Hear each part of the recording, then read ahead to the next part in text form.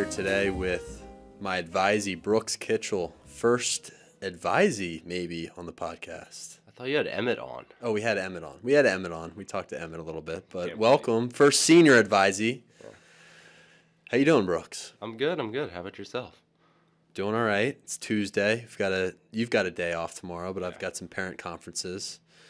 Let's talk a little bit to begin about Bowdoin College. I've never been to Bowdoin, and I know you are committed there next year to play lacrosse and go to school and study. And what was it like, I guess, the first time you went up to Bowdoin? What was that experience like for you? Yeah, so I mean, over the summer, in like July, the coach reached out to me about possibly going up to visit, and I was pretty excited. And Maine gets a rep for being pretty cold. But the day I went up there was in like late July. It was like 80 degrees and sunny and beautiful, and probably not the most realistic view of what it's like for the majority of the year. But it was absolutely beautiful. I mean, the campus it's a pretty small campus. Everything's walkable, which I like. A lot of like old historic buildings.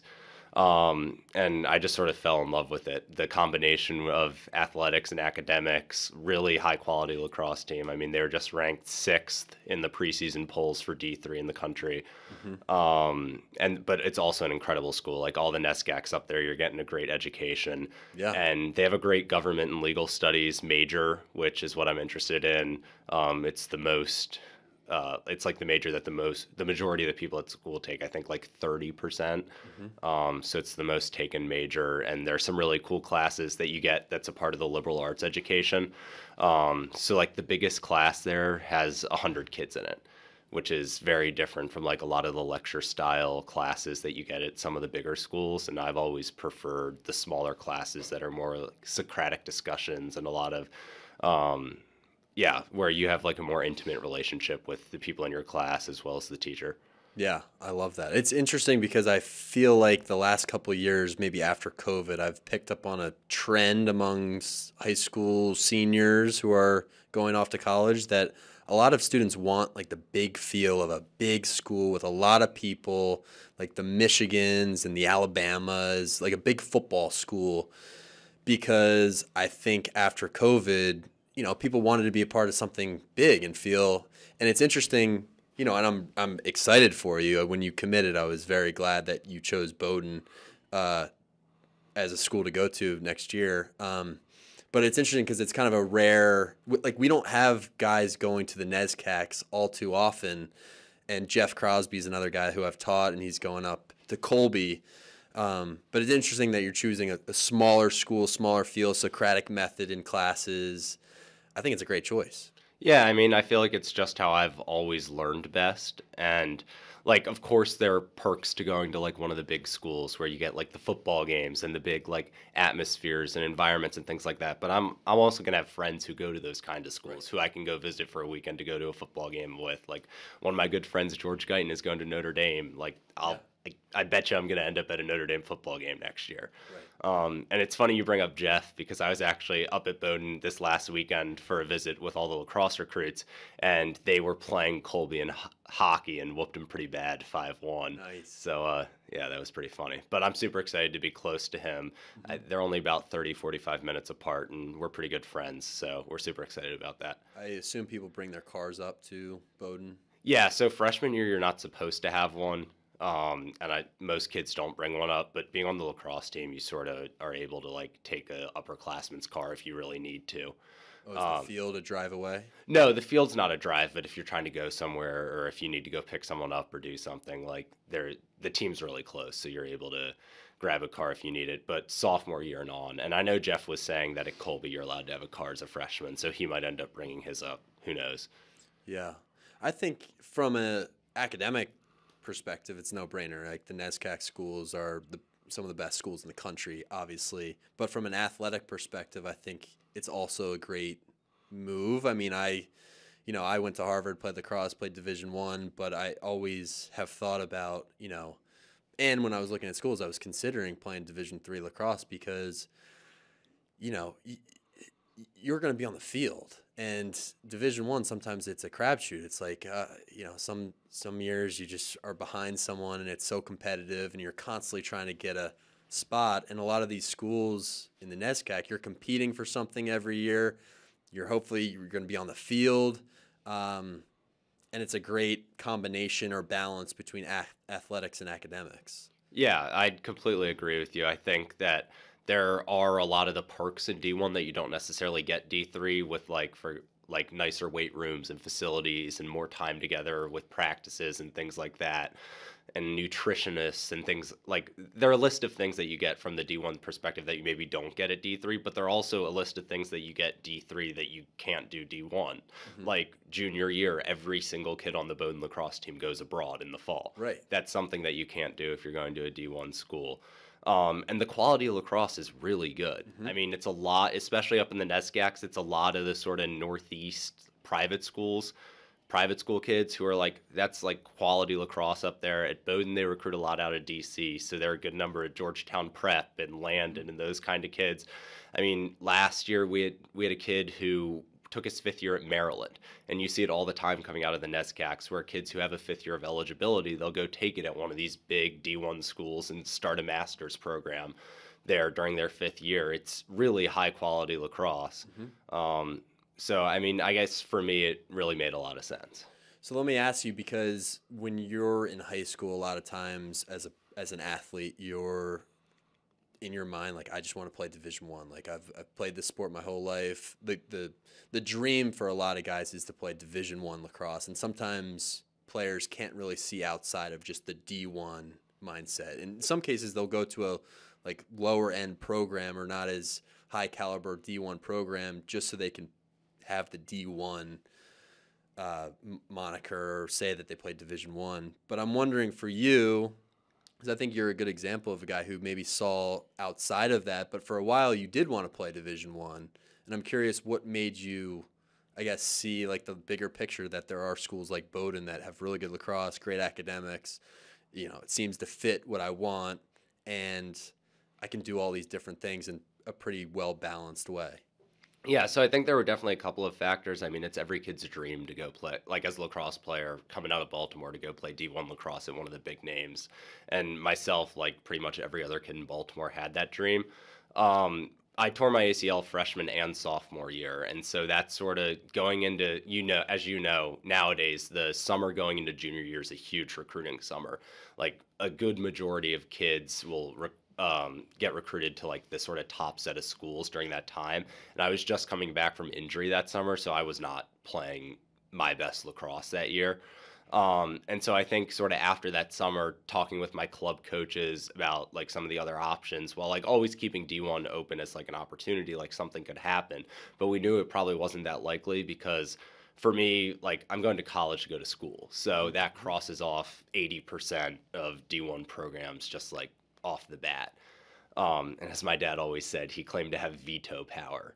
So if I picked a particular school that he felt like wasn't strong enough academically, then he had the power to veto that decision. Mm-hmm. But so that sort of always made it like sort of like an Ivy if it was going to be D1, or like there are a select group of schools that are really good schools outside the Ivy League, but they all have like top quality lacrosse programs. Or like the NESCACs, and there's some really high academic D3 schools. And so I think just sort of talking to my coaches, thinking about what was realistic based on my expectations, it just sort of made more sense come like my senior summer when there was like 1 or 2 spots open at 1 or 2 D1 schools and a bunch of kids fighting for it, versus D3 recruiting where no one had committed yet. And it was sort of like a fresh slate, and I was playing some of my best lacrosse that summer going into my senior year. So I think all in all, just sort of like timeline wise, it made a lot more sense because I was playing really well in the heart of the D3 recruiting process. Yeah. Yeah. And I also think, you might not even realize it when you're in high school, but down the line, like being able to use lacrosse as a tool, and I know it's going to take over a huge chunk of your life in the next 4 or 5 years, and Baltimore, I think, prepares you well for that playing in the MIAA, but there's so much more to life that you discover when you get to college that you're going to be interested in. And from my perspective, I mean, I think Harvard was a great choice for me. I loved my experience there, but I also think that the balance that a D3 NESCAC school offers is so important for you just mentally.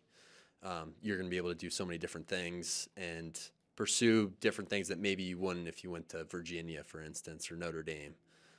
So I like that as a, you're an example for guys who maybe say, oh, D3, no chance. But you brought up the ACL, and I want to talk to you a little bit about the ACL because for a lot of people that would be just devastating, right? What's it like for you looking back on that whole thing? 2 ACL tears freshman, sophomore year. Yeah, so I mean, it's pretty brutal. Like, it's pretty much as brutal as it sounds. The first time, like, it's tough, but to go and re-tear it on your second day back from sport. Playing soccer, right? Yeah, playing soccer, not your main sport. It's pretty demoralizing, and I think that sort of, like, I look back at freshman and sophomore year, I was, like, not as happy of a person as I have been junior and senior year, because lacrosse and sports were always really an outlet for me. To get out of the classroom, to do something not academic, to just sort of forget about everything and go out to a field and run around with your best friends playing the sport you love. I mean, it's called the medicine game for a reason. It's like you just love it so much when you're playing it. But I do think one thing that I got out of it is that heightened appreciation for the sport. Mm-hmm. I don't know if necessarily I would have realized how much I love lacrosse if I hadn't missed those 2 years. Because just sitting on the sidelines and watching people play just like sort of lights a fire in you and makes you realize how much you want to work hard to get back out there. So I think looking back on it, like obviously it was not a very great experience and something I would never want to go through again, but I did come out the other side learning a lot from it. Mm-hmm. Yeah, from a resilience point of view, I think you'll be able to look back on that and say, I got through in my life 2 pretty devastating ACL tears and I got back on the field. I mean, that's a huge accomplishment. When, in reality, when that happened to you, especially twice, you were probably like, oh my God, my life and my aspirations are over, I'm sure that's how it felt. Yeah, I mean, I think for a while it definitely felt like that, especially the second go around. Just coming, like, sophomore year is not a great time. Sophomore and junior year are, like, probably 2 of the more important years in terms of recruiting. And so to do something during either of those 2 years is pretty demoralizing with something that you've been working pretty much your whole life for. I mean, I've been playing lacrosse since I was like 5 or 6 years old. But you do still, it almost gives you that opportunity to like reset and start fresh. And like when I came back during my summer going into junior year and that junior fall, it almost felt like I was learning how to play lacrosse all over again in the best way possible. Like that fun that you have when you're a little kid out playing rec ball, like that right. Sort of joy and emotion was back into the sport for me. And so that was a lot of fun. How'd you learn, or how'd you, I guess, I'm just thinking about coming back from an injury like that, especially doing it twice, the ability to just let go and not think about the knee as you're playing. Like, when you play now, are you still very conscious? I feel like that would be a hard thing to move on from mentally, but somehow, I guess it's just trusting your training, right? Or trusting your rehab? Yeah, so I think that's a big part of the reason that the second time I've been successful is that I wasn't 100% confident in my knee going back into the soccer season the second time I tore it. And I had a different surgeon the second time, went to a different PT place, True Sports, worked with Dr. Austin Collish, who was absolutely incredible. He's on my men's league lacrosse team. Oh, really? Yeah. You play with him? He's always trying to get me to come play box on Sundays with him. But he did an absolutely awesome job pushing me. And by pushing me sort of to the brink and to a place where I'd never even come close to during my first time doing rehab. Like, I was so much stronger, I was so much faster, I was so much bigger coming out the second time that I never thought about my knee once. And I think that's a big reason that I felt good and been successful on the field is because I haven't had to think about it because I knew deep inside of me that I had put in the work and that I came out of surgery stronger than I went in the first time. Yeah. Man, that's tough. So when you were injured, how did you, and I remember talking to you and talking to your parents about this, but what are some things that you, I guess, readjusted your focus towards? Obviously the training and the rehab is one of those things, but you've been a great student at Gilman. You've done really well academically. Like, how did this setback allow you to readjust and look at different aspects of life in maybe a more open way? Yeah, no, so there were definitely some cool opportunities that came out of the ACL injury. As you were saying, like rehab and that sort of stuff took up a big chunk of it, but it did leave me with more time to sort of explore some of my other interests. So, for example, I started doing mock trial my sophomore year. And that's something that I've had a great passion for and I've been doing ever since. But something that I might not have ventured into if I had lacrosse practice every day. Hmm. So it's one of those things where like there were still some positives that came out of that time. I mean, academically, I've always been someone who's academically like tried really hard to do well in school, and so that didn't really change that much. But I was left with some more time to explore some other things, and mock trial filled a big gap there. Yeah, I was very impressed with the mock trial team going to Chicago in, where did we go, October? Yeah, November? I think it was like early November because we missed the Gilman football game. Right. You guys are, I mean, your group and the Model UN group are very impressive guys Yeah. because, as an advisor or chaperone, I pretty much didn't have to do anything. You guys handled it. For younger guys, freshmen, sophomores, even people who are looking to explore other things, let's hear a little bit about the mock trial and what you guys do and why it's such a great club.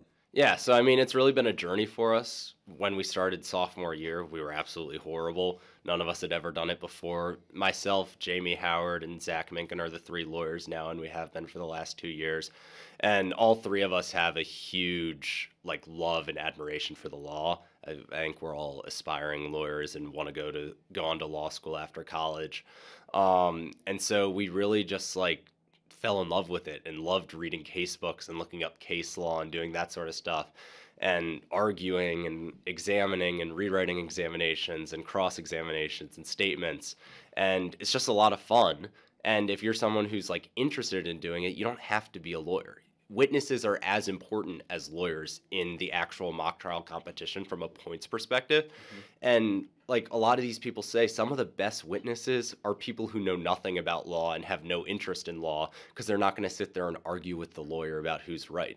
It's the kids who enjoy acting, who enjoy singing, who can put on a character Yeah. and really like read like a 4 or 5 page affidavit and really bring that character to life and make the jury believe what they're saying. And so it's less about being someone who knows the law if you're a witness, someone who's going to argue with their lawyer, and it's more about being someone that the jury can trust and that the jury is going to say like, I believe what you're saying because you really like fill that character that you're trying to bring. Mm-hmm. And so it's great because it allows it's not a club just for people who are interested in becoming lawyers. I know like mock trial sounds like a club for someone who wants to be a lawyer, but that's not the case. It's a club that sort of anyone can really join, and you can find a role for you anywhere. That's good. That's good to know. How'd you know you wanted to be a lawyer? So my parents have always said from a young age, neither of my parents are lawyers, but I argue a lot, like over minute things too. I probably argue with my mom and dad about things that I shouldn't argue about, but I've just always loved doing it, and it's been like my natural instinct to argue. Yeah. And like I can be wrong and sometimes like still completely argue until you just give up on arguing with me. And so they always like joked like, "Oh, you're going to be a lawyer," like haha, like that's all lawyers do. They just argue all day long. And so when I tore my ACL, I had some extra time, and Zach asked me if I wanted to be a part of the club, and I said like, yeah, why not? I'll try it out. And after that sort of first year, I was a witness my first year on the team. And then that junior year, they asked me to be a lawyer with Zach and Jamie asked me to be a lawyer with them. And something just sort of clicked. And I got really interested in like the case law and like just sort of the whole shebang. And so after that, I was just sort of fell in love with it. I've been reading books about law stuff. My Cousin Vinny's my favorite movie. Incredible movie, by the way. Joe Pesci is incredible in that. And then I interned at a law firm last summer. So it's sort of just been I haven't had a negative experience with it yet. That's great. I mean, to know what you want to do in high school is pretty remarkable. A lot of people don't even know what they want to do when they graduate college, so that's pretty great for you. And you can, I guess, approach college with that mindset of like, look, I want to take this class for a particular reason to try to set me up for, when I get out and want to go to law school. So that's great. I mean, the mock trial and the Model UN, you guys are doing good stuff. It was great to see some of those guys act in the play here at Gilman, which I didn't know they had that in them. But like Minkin and Patrick Ryan and Jamie, they were great. Yeah, so Jamie and Zach are both mock trial guys, and I know since the staged reading, it's not real like it's they still put in a ton of work, but it's not like doing the musical where everything has to be memorized. And so I think like sort of as seniors, they had the mindset like, why not do it? Like it's our senior year, and we're not going to get a chance to do this again.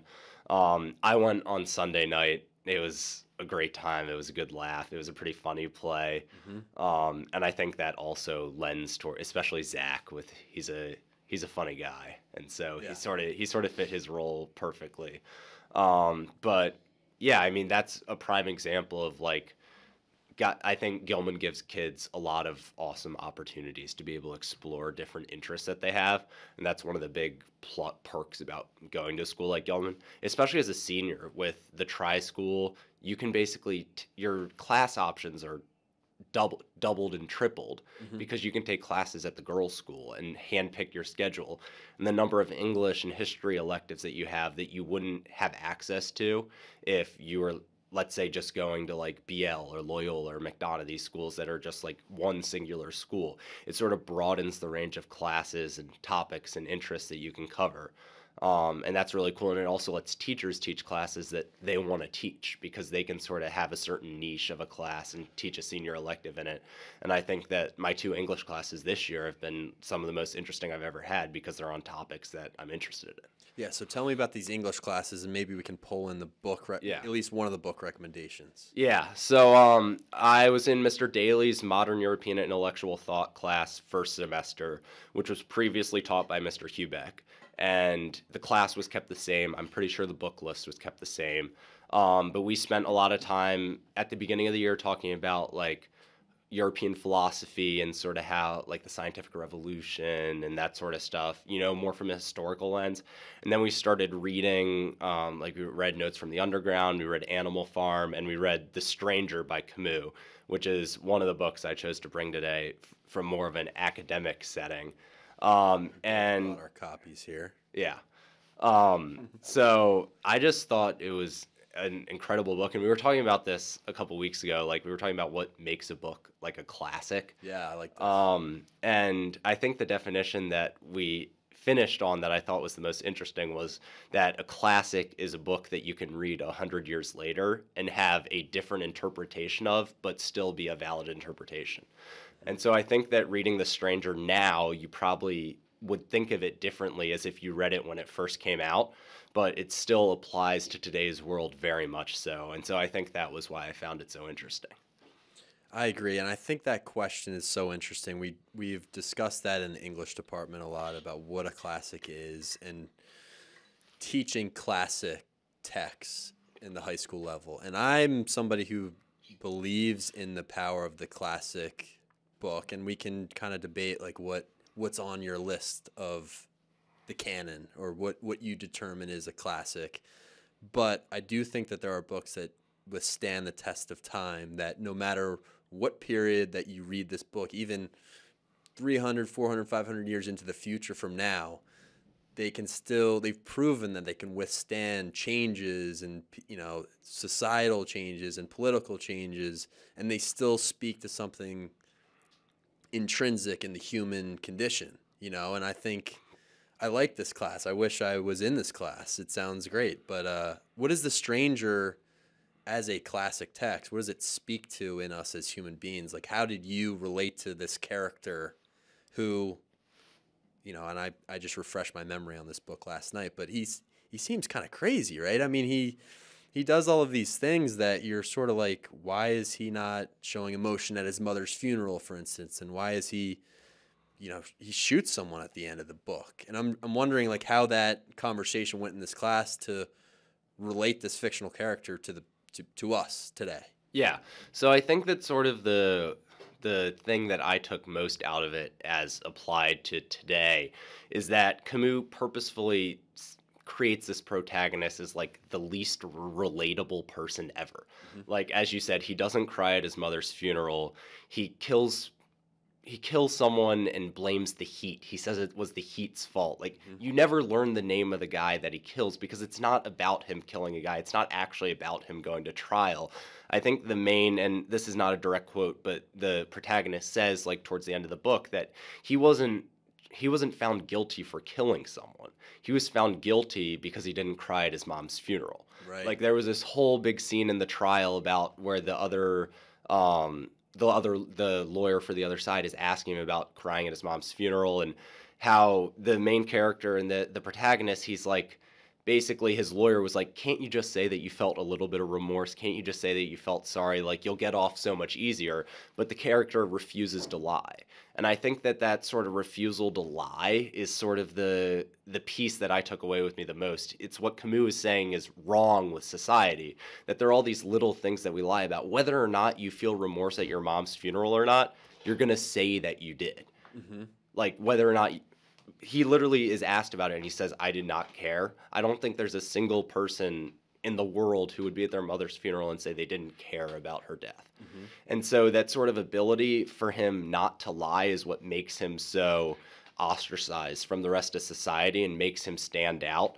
But it's what Camus is arguing is, like, he calls him a hero. And I think that's a whole nother discussion about whether or not he is a hero. But he calls him a hero because he refuses to lie, showing that society is used to lying about all these little things, and it's what makes society normal. Mm-hmm. And just when I thought about it from that perspective, it really opened my eyes to who we are as a society in today's world. That's really interesting. And I think what I'm thinking about when you're talking about Meursault is his name, right? Yeah, Meursault. Yeah. I'm thinking about comedians, because you go to a comedy show, and Cesare and I are both fans of comedians, and they've got all these Netflix specials of comedians now. But comedians will just say the most messed up stuff that, you've never really thought about before, and you see the whole audience laughing. You're laughing yourself. And I think the power of comedy is that, in a similar way to this character, there's something refreshing about just telling the truth, even if it's, wrong, or, there are curse words in there and they're saying messed up things. You're laughing because it's true. Right. And there's something, I don't remember reading The Stranger. I read it a while ago. I was trying to reread it for today, but I didn't. There must be something refreshing about this character's refusal to lie, in a similar way that it's refreshing to watch a comedian just say things that are on their mind. Yeah, for sure. And I think that, like, parts of it, like, Zach Menken's also in that class with me, and we would be reading in class, and we'd just start laughing because of how absurd some of the things he was saying was. Like, the attention to detail of descriptions of other characters, where he would be talking about, like, how they were fat and, like, how they had a big bloated, but he would say it in the most like long twisted strand of word. He would spend 2 or 3 lines talking about how someone was fat, and, like, it's just funny. It was like comedic in a sense, like, very similar to how you say comedians nowadays are, like, they make fun of the truth. And I think that sort of comes out a lot in some instances, where sometimes things are so crazy that there's nothing that you can do but laugh. Mm-hmm. Mm-hmm. Now, is this character, would you say he's a likable? Is he a narrator, or is it third person? He's a narrator. Is he likable? Is that a tough question? Yeah, I mean, likable's I think he's really hard to empathize with. It's almost impossible to put yourself in his shoes, because there are very few scenes where you, like, connect with him and feel emotion how he feels it. And so I think in that sense it's sort of hard to like him, but you do feel sympathy for him in a way, like, about the fact that he's being prosecuted for not crying at his mom's funeral. He's not being prosecuted for killing someone. Yeah. Like, so I feel like to that extent you do. And I think that especially towards the end of the novel, like, I found myself starting to like the character more and more through a comedic lens as well, because of, like, when you're laughing at something that someone's saying, you're tending to like them more. Like, if you go to a comedy show and these people are saying messed up stuff, you still like the person doing the comedy because they're funny and they're making you laugh. Right. And I think people can be immoral, or say immoral things, or say messed up things, and still be likable. Like, I think about a lot of shows that are popular, Breaking Bad, or what's the show on HBO, Succession. Oh, great show. Yeah, I'm sure you like that show. Have you watched Billions? No, my mom's watching it though. I'm sure you'd like Billions too. I haven't watched it in a while, but a lot of these characters are very immoral and shameful people, and I think every character in Succession is like pretty nasty and not a really good person. But you still like them. Yeah, it makes great TV. Makes great TV, and I think in a similar way, reading about this character Merceau, it's I don't know. He seems endearing in kind of a twisted way, and that's what's so interesting about the book. Yeah, no, I definitely agree with you. And we had some great conversations in class about it. And we also read Notes from the Underground, which is sort of in a similar lens, but I didn't like it as much because I found it a much harder read. Mm-hmm. Part of the reason I like The Stranger a lot is because it was a pretty easy to comprehend read, and I feel like that lets you take more away from a book versus some book that has like really complex, like you admire the sentences, but you don't really take in everything that's being said. Mm-hmm. And I think that that's sort of like both of them are considered great books, but I much prefer like the more simple book that has like allows you to more easily understand sort of that meaning behind it. Yeah, I think Dostoevsky he's so challenging that it's, I think The Stranger is more suited for a high school class. Like Dostoevsky is like, you really have to study these long, winding sentences that express similar truths about human condition, but they're difficult to perceive. Part of it's the language, I think, but also, I think he's a little bit more challenging in some ways. In The Stranger, it's complicated, but it's stated in a little bit simpler way. Yeah, it's like complicated in the most simple way. It's a story about a couple of days that happen in a guy's life. Right. But it takes on such a huge meaning. It's really incredible. All right, so that's one recommendation, and then you've got another one. Yeah, so that was sort of, I felt bad just bringing on a book that I read for school because I found that senior year, I've had more time, and one of the ways I've been spending some of my free time is I've actually been reading books outside of school. Hallelujah. Yeah, I will say this was like the first time I've read books outside of school since like lower school, because you're reading so much in school that it sort of takes the pleasure out of reading books for fun. Yeah. But this year it's been more relaxed, more chill, and so that's given me more. So like I'm reading before bed now. And over the summer, my dad gave me The Firm to read, which is a book by John Grisham. I absolutely loved it. It was a great story. And the book that I just finished is A Time to Kill, which is Grisham's first novel. It's since been made into a movie, which I have not seen yet, because I'm a firm believer in the fact that books are better than movies, and they should be read before you watch the movie. Okay. Because otherwise you're already going to have like a preconceived picture of what the book should look like in your head. But I actually finished this on the plane ride back from Bowdoin this weekend. It was just an absolutely incredible book about a lawyer in the Deep South who is defending a black man whose daughter was raped, and he went and shot the two people who raped his daughter. He like had this elaborate plan when they were coming down. They were in the courtroom and then they left, and he was like waiting at the bottom of the stairwell, and he shot them. And this story is about so much more than just the trial. It says a lot about sort of the racial injustice in the South, and that's one part of it that's really interesting. But also Grisham, like, he was a lawyer, he knows a lot about the law, so a lot of the time is also spent in the courtroom. And so I just find it really interesting to read books about something like, I understand that this is a fictional novel and it's not based off real events per se, but it's really interesting, and I find it thrilling to sort of read courtroom novels. And so I'm currently reading another Grisham book, which it just came out. It's a sequel to The Firm, another Mitch McDeere novel. But I find these very interesting to read, more for fun. I think this is really interesting. One, because we're talking about the canon and what a classic is. And personally, I wouldn't describe John Grisham as a classic novelist right now. But I'm not, as an English teacher, and this is what complicates the discussion a little bit, because I believe in teaching the classics in high school. But I also think a story like this that has so much history embedded in it, that's a easy to follow novel, that you loved and, I think is suited for a high school student, I think like a book like this could make sense in an English curriculum in high school, even though it's not a classic. Yeah, no, for sure. And I think that that's sort of like why it's important to read books for fun too. Yeah. And something that I've realized over the last, like, you never would have caught me saying that a year ago. Right. But it's because not like there are probably like 4 or 5 people in my grade who would read this book and be like, "Oh my God, I love that book." Like Zach's probably one of them, Jamie's probably another. Yeah. But there's like a niche for everyone. Everyone will sort of find that niche that they're interested in.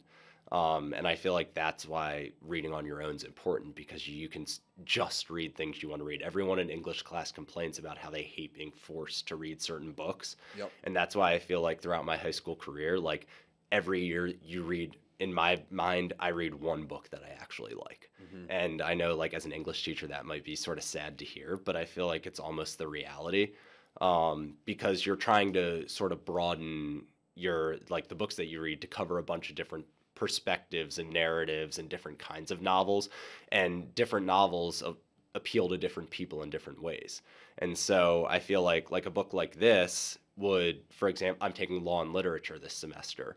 Like, this is a book that could sort of fit more of like a senior elective theme, where you're able to teach to a group of seniors who are particularly interested in like a specific subset or genre. I think so too. And I've been thinking a lot about what you're saying here, student choice in curriculum. And I don't know, I think it would be sort of different and refreshing for a teacher to say, maybe in the last couple of months of the school year, here's a list of 80 books or 70 books or even 20 books. Pick one of these books. You're going to write about it after you finish it, but at least giving the students some choice in what they're reading, instead of saying, here's the 8 books you've got to buy at the beginning of the year. We're going to read them all. I'm not sure how many books so far we've read in American literature that my students have been over the moon about, which, I'm kicking myself a little bit as a teacher because I feel responsible. I picked the curriculum. I want these books to be meaningful, and I want my students to like them, but you're not going to please everyone. Yeah, I think as an English teacher, you're in an interesting spot, because you have that freedom that a lot of teachers don't. When you're in a science class or a math class, like especially the STEM-based classes, you have a set curriculum that you have to get throughout the year. And of course, there are a certain set of goals that you have to do, and there might be a couple books that you feel like you have to teach as an English teacher, but you sort of have more leeway in terms of what assignments constitute, what books you read. And so I'm a huge believer in letting, especially high schoolers, determine what sort of things they want to read and what their classes are. I think a big part of the reason that this year I've enjoyed school so much more is that I picked every single class that I took. And so 45 minutes of reading in modern European intellectual thought goes by a lot faster than 45 minutes of reading for an English 11 book that you don't really feel like reading. And so for that reason, like, it doesn't really feel like work. And I feel like that's sort of the beauty in getting to choose your classes, is you can pick what you're interested in, and then you're going to be more willing to do that work. Like, for example, I'm writing a paper this semester, and that's like, people are like, why are you writing a paper? It's your second semester senior year. Don't you like just want to do as little work as possible? But it's something that I'm so interested in that when I'm doing it, it doesn't even feel like work. It's fun.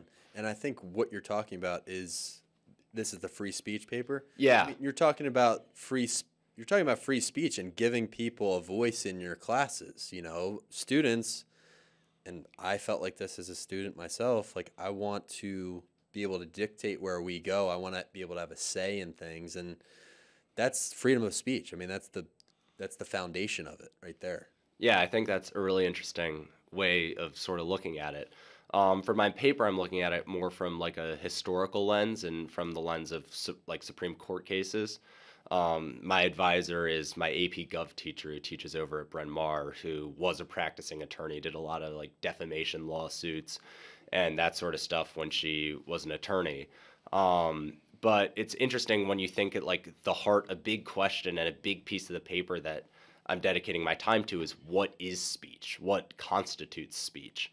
And speech isn't just something that's spoken or something that you watch. There's also symbolic speech and things like that. And so the idea of what speech is has expanded so much over the last 50, 60 years with innovations in technology, that it's really interesting to see like how much freedom we really have.